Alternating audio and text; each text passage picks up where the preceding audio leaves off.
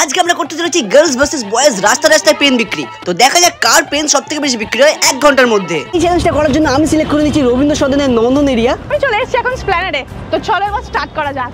দাদা 10 টাকার একটা পেন আছে, 20 টাকার একটা পেন আছে, আরে পেন নাও না। আরে না, ভালো ভালো কালি চলবে এটা। আরে একটা তো নাও, 10 টাকার পেন আছে। পেন কিনবে? 10 টাকার আছে, 20 টাকার আছে। Thank you. আমার পেন বিক্রি করছিলাম, 10 টাকার আছে, 20 টাকার আছে। একটা নিলে ভালো, একটা জাস্ট নাও।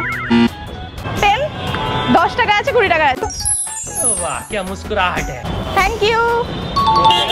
এটা 20 টাকা, এটা 10 টাকা। খুঁজে নেই না দাদা। পেন কিনবে? পেন 10 টাকার পেন আছে, 20 টাকার পেন আছে।